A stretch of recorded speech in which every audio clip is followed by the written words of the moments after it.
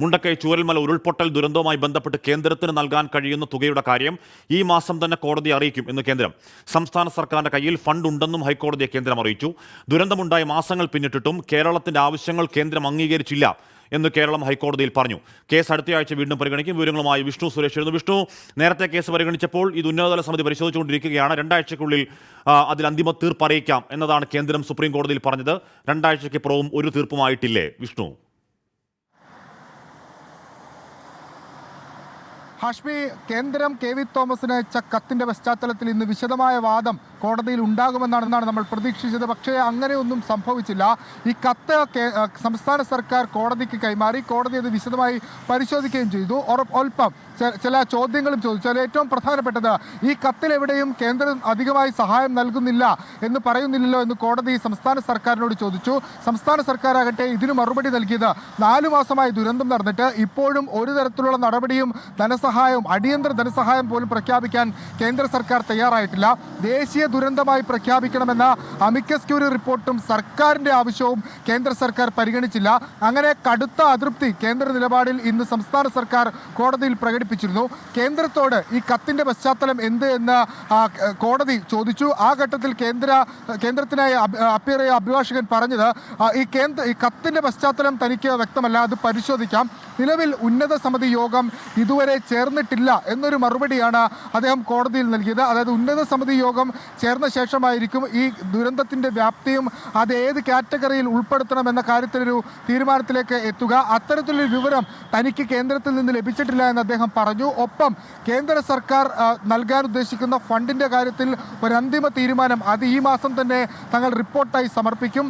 സംസ്ഥാന സർക്കാരിന്റെ കയ്യിൽ ആവശ്യത്തിന് ഫണ്ടുണ്ട് എന്നും കേന്ദ്രം കോടതിയെ ആവർത്തിച്ചറിയിപ്പിച്ചു. കഴിഞ്ഞ തവണയും സമാനമായ നിലപാട് കേന്ദ്രം സ്വീകരിച്ചിരുന്നു. ഈ കത്തിലും അതേ നിലപാടാണ് സ്വീകരിച്ചത്. ഒപ്പം സംസ്ഥാന സർക്കാർ ഇന്ന് കോടതിയിൽ പുതിയൊരു കാര്യം അറിയിച്ചത് വരുന്ന 30 ദിവസം കൂടി ഈ ദുരിതബാധിതർക്കായി നൽകി വരുന്ന ധനസഹായം അത് നീട്ടി നൽകാൻ തീരുമാനിച്ചിട്ടുണ്ട്. 300 രൂപ വീതം വരുന്ന 1 മാസം കൂടി നൽകും. സംസ്ഥാന സർക്കാർ കടുത്ത അതൃപ്തിയും രോഷവും ഇന്ന് കോടതിയിൽ പ്രകടിപ്പിച്ചു. പക്ഷേ കേന്ദ്രമാകട്ടെ നേരത്തെ സ്വീകരിച്ച നിലപാടിൽ നിന്ന് ഒരടി പോലും മുന്നോട്ട് പോയിട്ടില്ല. ഇപ്പോഴും ഉന്നത സമിതി പരിശോധന നടക്കുന്നു എന്ന ന്യായം മാത്രമാണ് കേന്ദ്രം നിരത്തിയത്. ഒപ്പം ഈ മാസം തന്നെ തുക നൽകാൻ കഴിയുന്ന തുകയുടെ കാര്യത്തിൽ ഒരു തീരുമാനമുണ്ടാകുമെന്ന് പറയുകയും ചെയ്തു. ഹാഷ്മി, ഹൈക്കോടതിയിൽ പഴയ വാദങ്ങൾ ആവർത്തിക്കുകയായിരുന്നു കേന്ദ്ര സർക്കാർ. നേരത്തെ പരിഗണിക്കുമ്പോൾ അമിക്കസ് ക്യൂറി കേന്ദ്രത്തോട് ഇത് ദേശീയ ദുരന്തമായി പ്രഖ്യാപിക്കണം എന്ന കാര്യം കേന്ദ്രത്തോട് നിർദ്ദേശിക്കണമെന്ന് ആവശ്യപ്പെട്ടു. അത് പരിശോധിച്ച് വരികയാണെന്ന് പറഞ്ഞത് ഇപ്പോഴും അതേ വാക്ക് തന്നെ പറയുന്നു. വിഷ്ണു, ഈ പറയുന്ന KV തോമസിന് അയച്ച കത്തിൽ കേന്ദ്രം അവരുടെ നിലപാട് വ്യക്തമാക്കുകയാണ്. എന്ന് പറഞ്ഞാൽ L3-ലോ ഏതെങ്കിലും തരത്തിൽ ദേശീയ ദുരന്തമായി പ്രഖ്യാപിക്കാൻ കഴിയില്ല എന്ന് വളരെ കൃത്യമായി തന്നെ പറയുന്നു.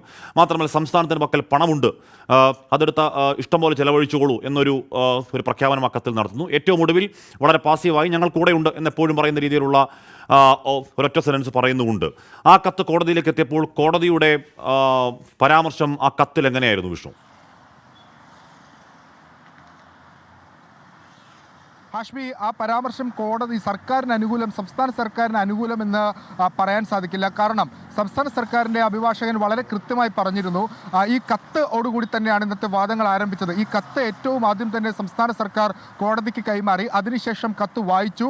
അതിൽ ചില പ്രധാനപ്പെട്ട പാരാഗ്രാഫുകളാണ് വായിച്ചത്. ദേശീയ ദുരന്തമായി പ്രഖ്യാപിക്കാനാകില്ല അടക്കമുള്ള പാരാഗ്രാഫുകൾ വായിച്ചു. ഒപ്പം ഈ സഹായവുമായി ബന്ധപ്പെട്ട് സംസ്ഥാന സർക്കാർ കേന്ദ്ര സർക്കാർ ഇതുവരെ ഒരു നടപടിയും സ്വീകരിച്ചിട്ടുള്ള കാര്യങ്ങളൊക്കെ കോടതി അറിയിച്ചു. അപ്പോഴാണ് കോടതി വളരെ നിർണായകമായ ഒരു ചോദ്യം ചോദിച്ചത്.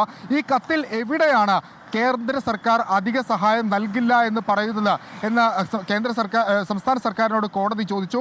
നിങ്ങളുടെ രാഷ്ട്രീയ മാനങ്ങളുടെ അടിസ്ഥാനത്തിൽ നിങ്ങൾക്ക് വേണമെങ്കിൽ അങ്ങനെ വായിച്ചെടുക്കാം, പക്ഷേ ഈ കത്തിൽ ലിറ്ററലി എവിടെയെങ്കിലും എഴുതിയിട്ടുണ്ടോ എന്ന് ചോദിച്ചിരുന്നു. അപ്പോൾ സംസ്ഥാന സർക്കാർ നൽകിയ മറുപടി 4 മാസമായി പരിശോധനകളൊക്കെ പൂർത്തിയായിട്ട് അടിയന്തര ധനസഹായം നൽകാൻ വരും തയ്യാറായിട്ടില്ല. ദേശീയ ദുരന്തമായി പ്രഖ്യാപിക്കണമെന്ന തങ്ങളുടെ ആവശ്യം ഈ കത്തിലൂടെ നിരാകരിക്കുകയാണ് ചെയ്തത്. അതാണ് സംസ്ഥാന സർക്കാർ ഈ കോടതി ചോദിച്ച ചോദ്യങ്ങൾക്ക് മറുപടി നൽകിയത്.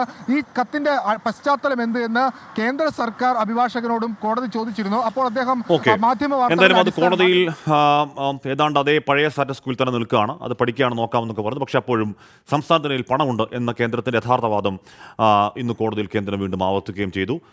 അത് വയനാട് ഏതെങ്കിലും തരത്തിലുള്ള സാമ്പത്തിക സഹായം ചെയ്യാൻ കേന്ദ്രത്തിന് താല്പര്യം ഉണ്ടെന്ന സൂചനയാണോ എന്ന് ചോദിച്ചാൽ ഇല്ല എന്ന് വേണം അതിന് മറുപടി പറയാൻ.